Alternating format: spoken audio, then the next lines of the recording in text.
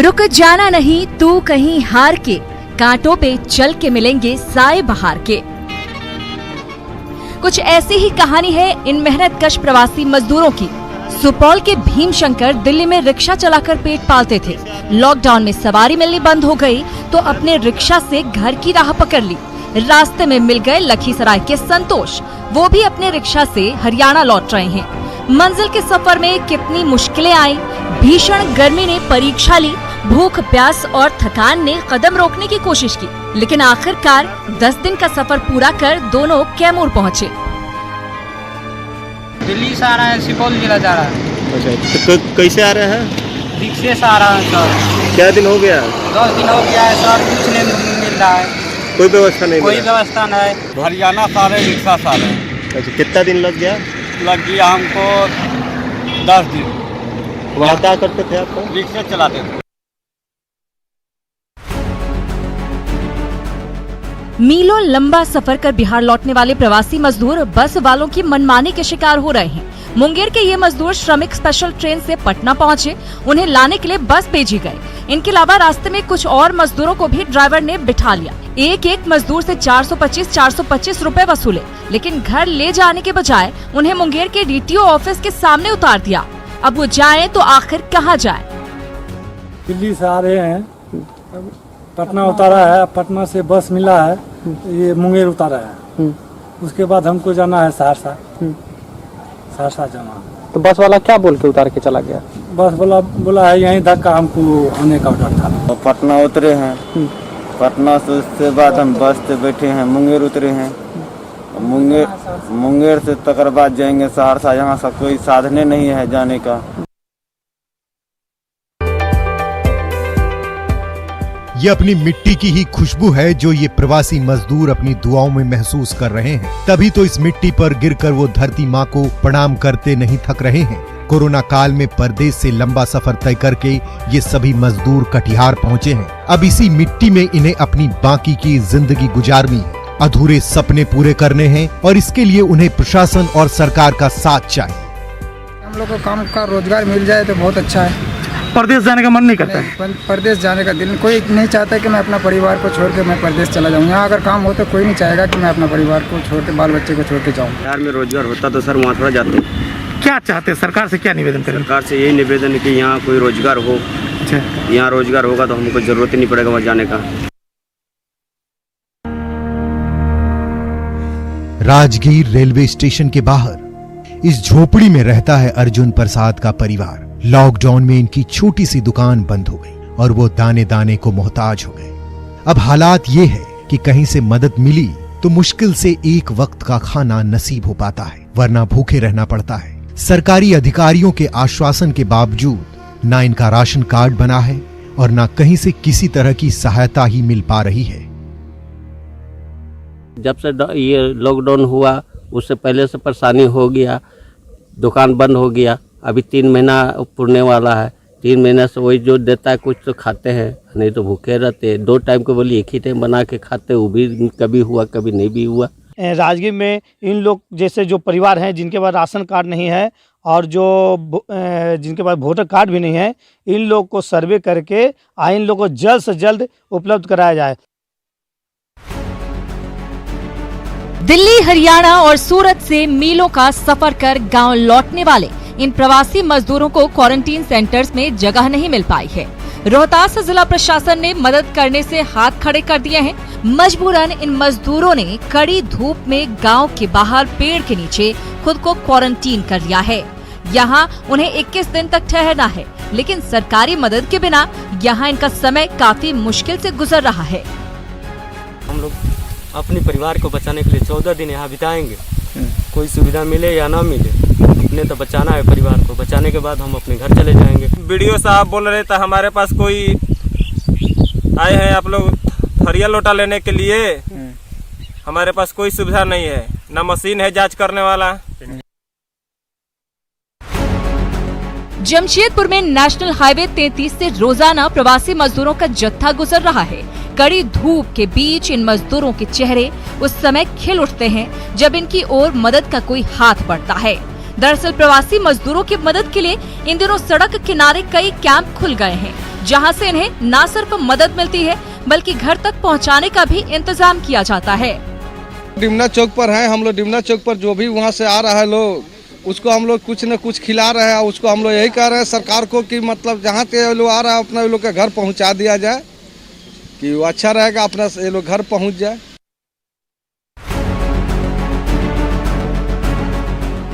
Narkatiaganj railway station पर श्रमिक special train रुकी है। भीषण गर्मी के बीच सैकड़ों मजदूरों का परिवार लंबे सफर पर है।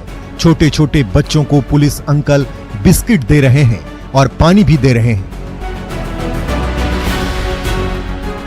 दरअसल नरकटियागंज से रोजाना मुजफ्फरपुर के साथ साथ रक्सौल होते हुए सीतामढ़ी और दरभंगा समेत कई जिलों के लिए कई श्रमिक स्पेशल ट्रेनें गुजरती है। रेल थाना अध्यक्ष अनिल कुमार न सिर्फ ड्यूटी पर मुस्तैद रहते हैं बल्कि छोटे छोटे बच्चों का हालचाल तो लेते ही हैं, उन्हें बिस्किट और पानी थमाना नहीं भूलते। बच्चे भी पुलिस अंकल को थैंक यू कहते हैं। मैं अपने तरफ से छोटे बच्चे को बिस्कुट और पानी दे रहा हूँ ताकि लंबा दूरी से ये लोग सफर करके आ रहे हैं, भूखा नहीं रहे। कोरोना काल में जमुई पुलिस का ये चेहरा काफी कुछ कहता है। शहर के कचहरी चौक से रोजाना सैकड़ों बसों से हजारों भूखे प्यासे प्रवासी मजदूर अपनी मंजिल की ओर रवाना होते हैं, तो ये पुलिस वाले न सिर्फ उनकी प्यास बुझाते हैं बल्कि खाने के पैकेट थमाना भी नहीं भूलते। कोरोना काल में इंसान की मदद करना सबसे बड़ा धर्म है। जमुई पुलिस इस धर्म को निभाने में एक कदम आगे नजर आ रही है। भोजन नहीं मिलता है, खाने के कुछ नहीं मिलता, पानी नहीं मिलता है, इसलिए हम फ्री चूड़ा और नमकीन और पानी, उन लोगों को एक एक बोतल पानी हम देते हैं। जितने गाड़ी वाले आते हैं, प्रवासी आ रहे हैं। चतरा में नेशनल हाईवे से रोजाना हजारों प्रवासी मजदूर घर वापसी कर रहे हैं। ऐसे में सड़कों के किनारे प्रशासन की ओर से खोले गए ये हाईवे किचन बड़ा सहारा बनकर उभरे हैं। यहाँ भरपेट खाना खाकर प्रवासी मजदूर थोड़ा सुस्ताते हैं और फिर बढ़ चलते हैं। अब गया से सरकारी बस बैठा हूँ, इटखोरी बॉर्डर के पास हमें खाना प्राप्त हुआ है और हमारे हेमंत सरकार बहुत अच्छे हैं, वो हमारे लिए बहुत प्रयास कर रहे हैं घर पहुँचाने के लिए। हमने 2 ऐसे स्थान चिन्हित किए हैं। एक तो चतरा गया बॉर्डर पे हंटरगंज ब्लॉक में जो सीमा है चतरा गया की वहाँ पर, और एक जो इटखोरी चौपारण रोड में करीब जीटी रोड से 9-10 किलोमीटर के अंदर में।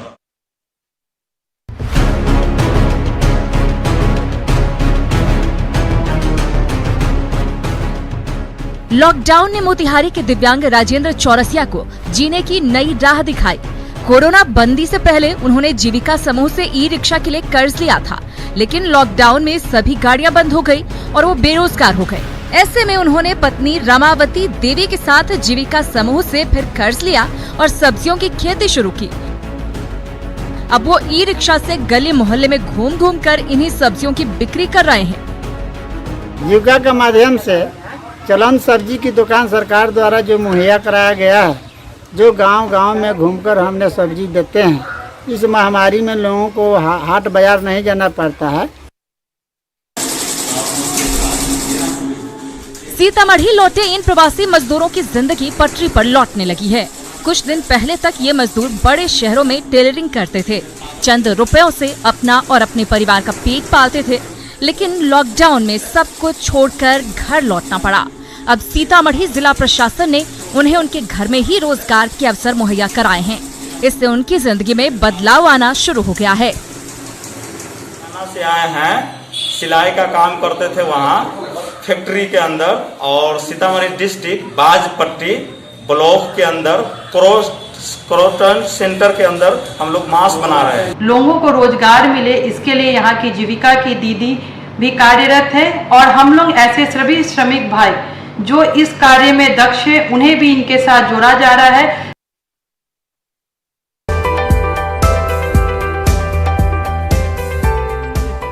कोरोना काल के मुश्किल हालात में भी नवादा के मेहनतकश किसान औषधीय पौधों की खेती से न सिर्फ आर्थिक रूप से सबल बन रहे हैं, बल्कि दूसरे किसानों को भी रास्ता दिखा रहे हैं। अकबरपुर, वारसलीगंज और सिरदला के खेतों में इन दिनों मेंथा की फसल लहलहा रही है। इसके अर्क से सैनिटाइजर से लेकर टूथपेस्ट और बाम तक तैयार होते हैं। 1 एकड़ में 60 से 70 लीटर अर्क बनता है और 1 लीटर का भाव 1,500 रुपए तक है। हालात यह है कि कई कंपनियों ने मेंथा की फसल की अभी से एडवांस बुकिंग शुरू कर दी है। साल तो कोरोना के चलते और ज़्यादा मजदूर वगैरह नहीं मिल सका, उसके चलते नुकसान हुआ। फिर प्रकृति का मार हो गया, उसके लेकर के थोड़ा सा परेशानी हो गई। लेकिन खैर ये खेती जो लाभप्रद है, ये जो है इसकी मांग बहुत ज़्यादा है, लेकिन अभी जो लॉकडाउन के कारण व्यापारी लोग बाहर से आ नहीं रहा है। मतलब बाहर से का मतलब है न कि सिलवासा से और उत्तराखंड से लोग नहीं आ रहे हैं।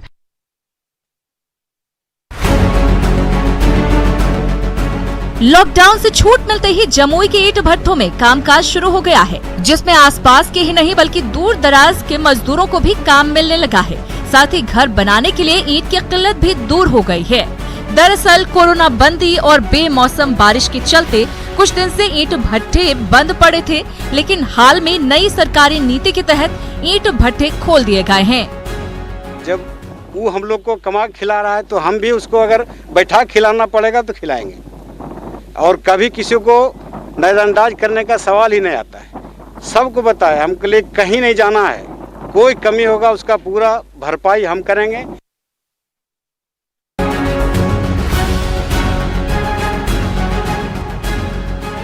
कोरोना की मार ने पश्चिम चंपारण के चनपटिया में मुरब्बा उद्योग को तहस नहस कर दिया है।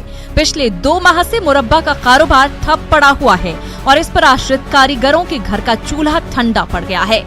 इस मुश्किल घड़ी में ये करें भी तो क्या करें। एक वो भी समय था जब चनपटिया के स्वादिष्ट मुरब्बे की डिमांड सीवान, मोतिहारी, गोपालगंज से लेकर मधुबनी समेत 16 जिलों तक थी। सैकड़ों लोग इस धंधे से जुड़े थे, लेकिन कोरोना ने इनकी जिंदगी में करवाहट खोल दी है। जब से लॉकडाउन लगा है तब से भुखमरी की स्थिति हो गई है। लगभग 100 रुपये भी बेचना मुश्किल है। खैर मुरब्बा पर तो एकदम प्रतिबंध लगा है। तब लॉकडाउन के कारण हम लोग अभी नारियल बेच रहे हैं।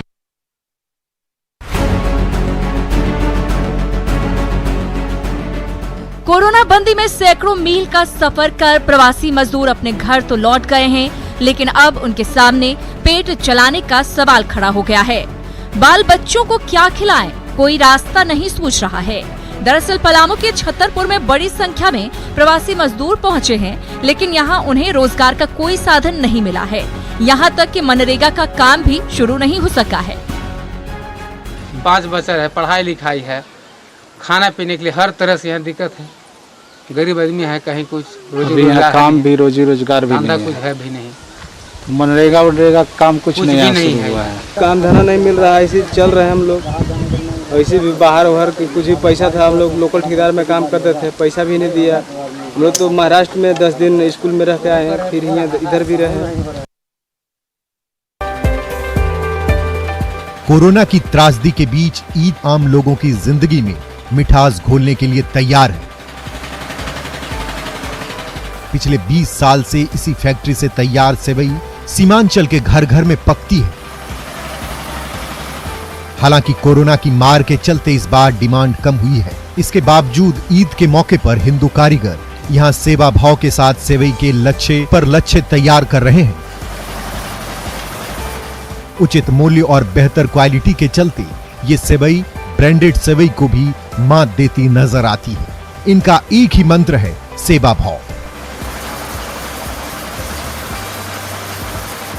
पर मुझे व्यापार के साथ साथ वर्षों से सेवा करते हुए आए हैं। इस बार भी सेवा करने का मतलब मौका मिला। कितना साल से जुड़े हुए इस कारोबार से? लगभग 20 साल से जुड़े हुए। हमारे जो ये संजय जी सेवई फैक्ट्री है, ये कभी आज तक हम लोग को धार्मिक रूप से नहीं देखा कि ये हिंदू है, ये मुस्लिम है, ये ईसाई है, सिख है, ऐसा कुछ नहीं। जो आया इनके लिए सब बराबर। यही फेस शील्ड कोरोना के खिलाफ जंग में कोरोना योद्धाओं की रक्षा कर रहा है। रसोइया और सफाई कर्मचारियों से लेकर तमाम आला अधिकारी फेस शील्ड से लैस होकर ड्यूटी पर जुटे हुए हैं। इसे महज 110 रुपए में तैयार किया जाता है। पश्चिम सिंहभूम के डीडीसी आदित्य रंजन के मुताबिक इस फेस शील्ड के जरिए सामने का चेहरा न सिर्फ प्लास्टिक से कवर रहता है बल्कि संक्रमण का खतरा नहीं के बराबर रहता है। यहाँ के एसएचजी ग्रुप की कुछ महिलाओं की मदद से हम लोग बनवाए और काफ़ी मात्रा में जिले में सभी जगह 500 के आसपास रेलवे को, 500 पुलिस को, पुलिस बल को और साथ ही साथ हॉस्पिटल एडमिनिस्ट्रेशन और मजिस्ट्रेट्स को भी हम लोग दिए हैं। बार बार यहाँ निरीक्षण करना पड़ता है, लोगों की समस्याओं को सुनना पड़ता है, इसलिए ये हम लोग शील्ड का प्रयोग करते हैं ताकि हम लोग जो है डायरेक्ट कांटेक्ट में आने से बचें और कोरोना से सुरक्षित रहें। इसी आयुष क्वाथ के जरिए कोरोना के खिलाफ हम जंग जीतेंगे। गुमला के आला अधिकारी इसी काढ़े को पीकर रोजाना ड्यूटी कर रहे हैं। इससे न सिर्फ रोग प्रतिरोधक क्षमता बढ़ रही है बल्कि कोरोना को रोकने में काफी हद तक सफलता मिली है। इसके सार्थक परिणाम से प्रभावित होकर गुमला जिला प्रशासन जल्द ही कोरोना पॉजिटिव मरीजों के साथ साथ प्रवासी मजदूरों को भी यही आयुर्वेदिक काढ़ा देने जा रहा है। आयुष क्वाथ में 4 घटक द्रव्य निर्देशित है, जिसमें एक तुलसी पत्ता 4 भाग, दालचीनी 2 भाग, सौंठ 2 भाग और गोल मिर्च 1 भाग। ये अभी हमारे सारे सरकारी कार्यालय जितने भी गुमला जिला में वहाँ पर इसका यूज हो रहा है और अन्य कार्यालय में भी प्रारंभ करेंगे। इसके साथ साथ जो हमारे क्वारंटाइन सेंटर या कोविड केयर सेंटर में लोग रह रहे हैं उनको भी सुबह शाम इनका उपयोग किया जाएगा। कोरोना काल में कई सामाजिक संस्थाएं मुसीबत में घिरी मानवता की सेवा में आगे आई हैं। पटना की महिलाओं की स्वावलंबी सहकारी समिति इन दिनों न सिर्फ मास्क तैयार करने में जुटी है बल्कि गरीबों और जरूरतमंदों के बीच उसे मुफ्त बांट भी रही हैं। इस संस्था ने बच्चों से लेकर महिलाओं और पुरुषों के बीच रंग बिरंगे 3000 से ज्यादा डिजाइनर मास्क तैयार किया है, जिसे जरूरतमंदों के बीच बांटा जा रहा है।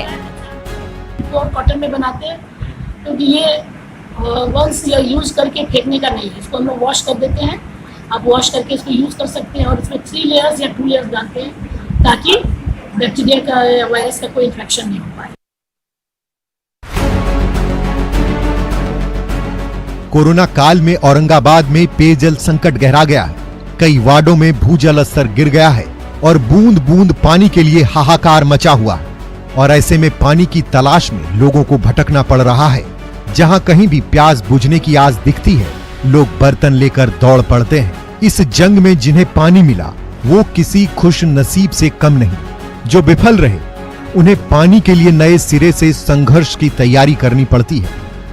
चापाकल कहीं ने है, सब सूख गया, पानी की बहुत दिक्कत है। 4 साल से अभी पानी की दिक्कत है, पानी भर रोड पर से। लॉकडाउन में रामगढ़ के कुजू कोयला मंडी की सेहत और खराब हो गई है। कोयला व्यवसायी से लेकर ट्रक मालिक तक परेशान हैं। कोरोना इफेक्ट के चलते हालात ऐसे हो गए हैं कि कोयला नहीं मिल रहा है। सैकड़ों ट्रक 2 माह से खड़े हैं। 70,000 से ज्यादा डीओ होल्डर का व्यवसाय ठप पड़ा है तो लाखों मजदूरों के सामने बेकारी की स्थिति आन खड़ी हुई है। ऐसी परिस्थिति में कोयला व्यवसायी भला EMI और किश्त कैसे चुकाएंगे? कोरोना इफेक्ट के चलते यहाँ बहुत ही व्यवसाय जो है मंदी की ओर चला गया है और सारे लोग, सारे व्यवसायी और ट्रांसपोर्टर सब दुख में है। ट्रक का भाड़ा भी नहीं मिल रहा है और लोग काफ़ी बेरोजगार हैं और बेरोजगारी के वजह से स्थिति बहुत दयनीय हो चुका है और काफ़ी प्रभावफुल है। और यहाँ पर कोरोना का भी इफेक्ट हो चुका है।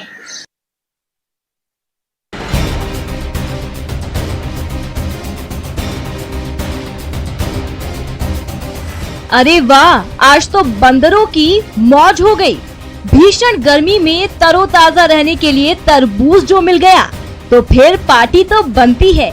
लेकिन अब जरा सुनिए, आखिर ये इंसान बंदरों को तरबूज क्यों खिला रहा है? बुर्जा बांसुर से लाया हूँ, तरबूज लेके गए थे, नहीं बिके, लाके ये सोचा था गायों को और बंदरों को घेर चले। जी हाँ, लॉकडाउन में किसानों की मजबूरी है, खरीदार है नहीं दाम सही मिल नहीं रहे तो सोचा क्यों ना बेजुबानों को ही खिला दिया जाए।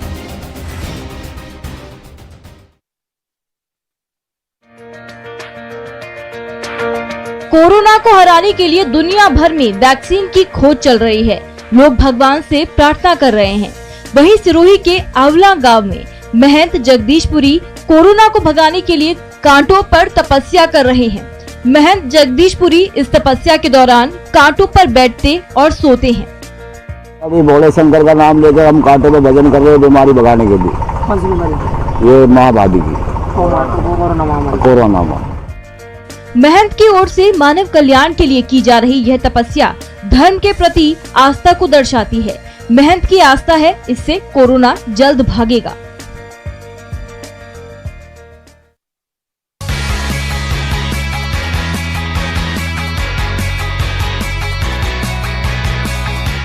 ये कोरोना काल के सच्चे हीरो हैं। ये मजदूरों के मसीहा हैं।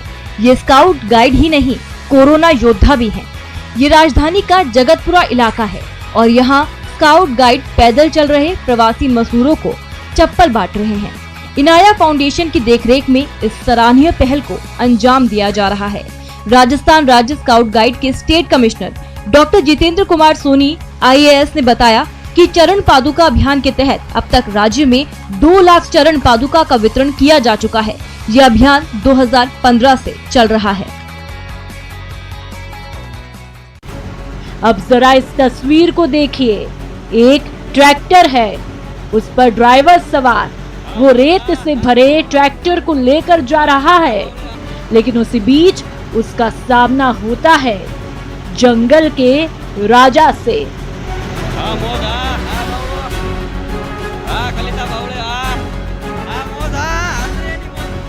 सोचिए, अगर जंगल में 2 शेर अचानक सामने आ जाए तो फिर अच्छों की हवा टाइट हो जाती है। लेकिन ये ड्राइवर डरता नहीं, बस कुछ देर के लिए ट्रैक्टर को वहीं खड़ा कर देता है। फिर शेर भी ट्रैक्टर के चक्कर लगाते हैं और ड्राइवर को बिना नुकसान पहुंचाए चले जाते हैं जंगल की तरफ।